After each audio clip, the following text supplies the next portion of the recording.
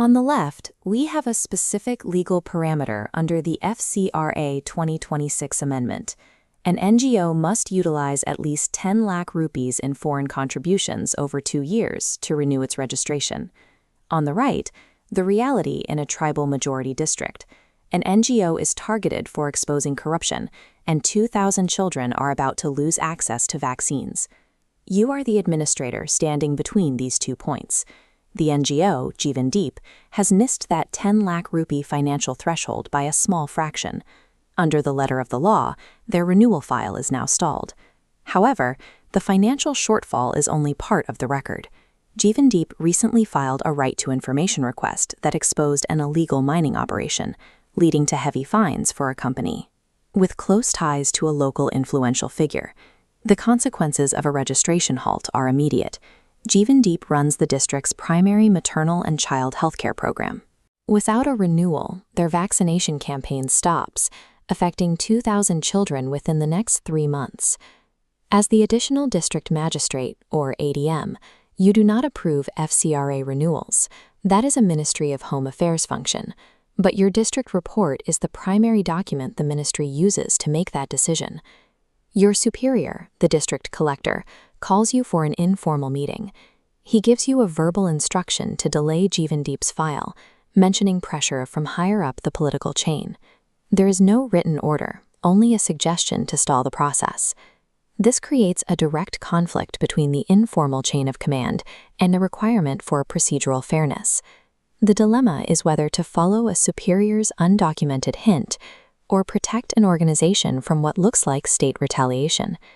Many candidates approach ethics cases by assuming they must choose between total capitulation to authority or an impulsive rebellion against the system. Resolving this requires a strategy that maintains procedural objectivity while ensuring the public interest is protected. We will derive this path by applying a 3-step philosophical framework, using the logic of Immanuel Kant, John Stuart Mill, and Aristotle to navigate the decision.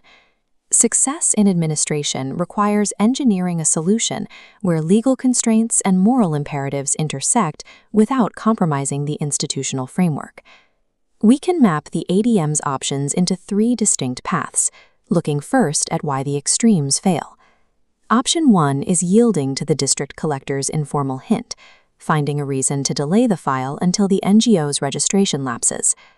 This path offers short-term career safety. You avoid a confrontation with your boss and stay clear of the local political conflict. But this allows administrative procedures to become tools for political grudges. It also fails the utilitarian test. Delaying causes direct preventable harm to 2,000 children awaiting vaccinations.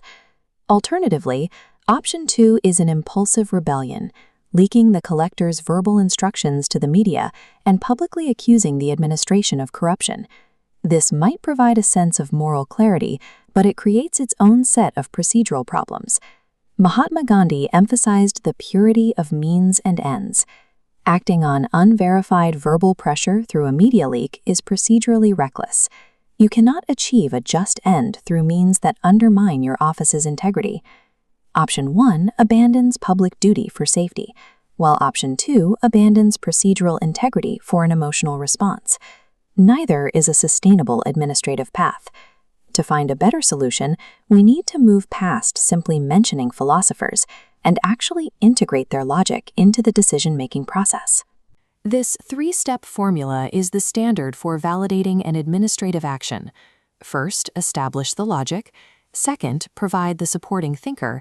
And third, apply it back to the specific facts.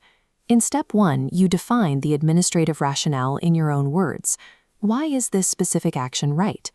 In step 2, you introduce a philosopher to provide the structural support for that logic. In step 3, you connect that theory directly to the measurable details of the case study. Let's apply this to the NGO's file. Step 1, the logic. Your duty is to record verified facts. You document the FCRA shortfall and the context of the NGO's RTI work, moving the file forward based on the merits rather than informal hints. Step 2, the thinker. This approach is supported by Immanuel Kant's categorical imperative. Step 3, the application. Kant argues that duty must be performed regardless of the consequences. For the ADM, recording objective facts is a requirement of the office, even if it leads to friction with the district collector. Meticulous documentation serves as a neutralizer against informal pressure.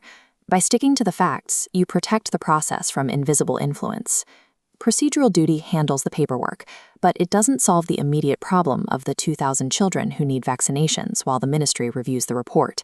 We can apply John Stuart Mill's utilitarianism, the principle of the greatest good for the greatest number, to the healthcare crisis. The logic here is that a procedural delay at the national level cannot be allowed to cause a lapse in life-saving public health delivery at the local level. The action follows.